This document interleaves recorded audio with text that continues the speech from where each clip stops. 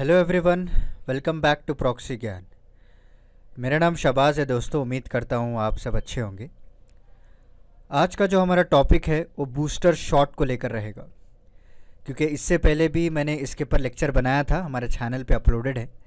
तो अभी recently scientist ने कंफर्म किया है कि बूस्टर शॉट होना भी बहुत ही ज़रूरी है, क्योंकि इसकी वजह से जो है कोरोना वायरस के वेरिएंट जितने भी अभी एमर्ज हो रहे हैं, चाहे वो डेल्टा हो, डेल्टा प्लस हो, लैम्बडा, अल्फ़ा, जितने भी वेरिएंट्स हैं, उसके अगेंस्ट प्रोटेक्शन प्रोवाइड करने के लिए आपको बूस्टर शॉट लेना पड़ेगा।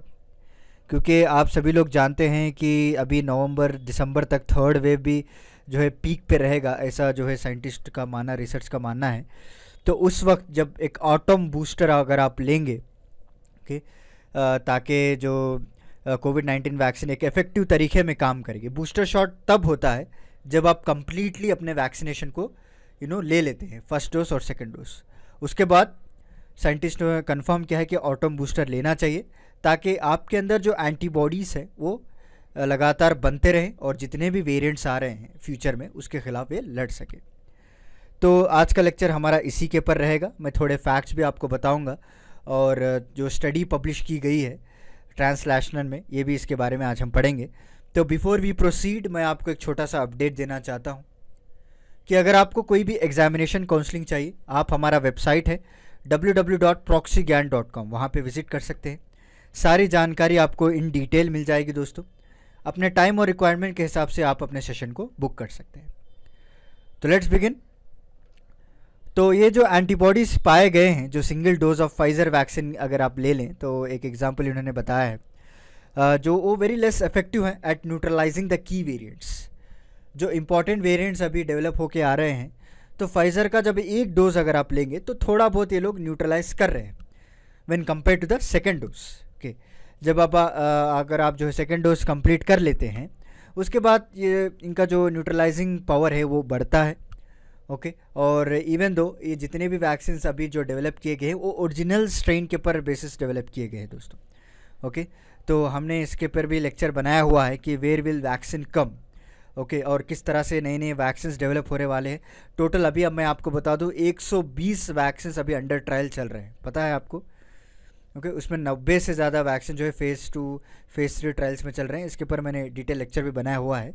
तो जो ज़्यादातर वो वैक्सीन है, ये ओरिजिनल स्ट्रेन जो पहली बार हम लोगों को पाया गया था उसके ऊपर बेसिस है।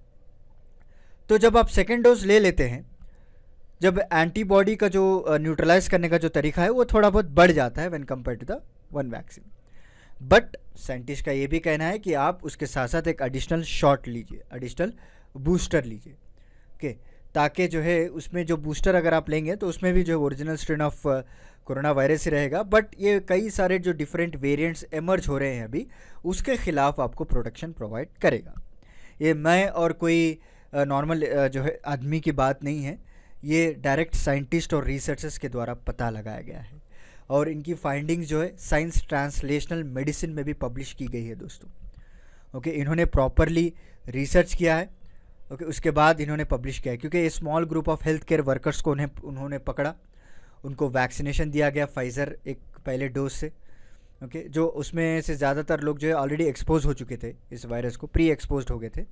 उसके बाद इनको जो है डोज दिया गया, और इन्होंने जो टीम कंपेयर किया जब एंटीबॉडी रिस्पांस किस तरह से उनकी बॉडी जो है रिस्पांस कर रही है पहले डोज के बाद, दूसरे डोज के बाद, उसके हिसाब से इन्होंने अंदाज़ा लगाया, कई सारे कैलकुलेशन किए, कई सारे ग्राफिकल रिप्रेजेंटेशन दिया गया।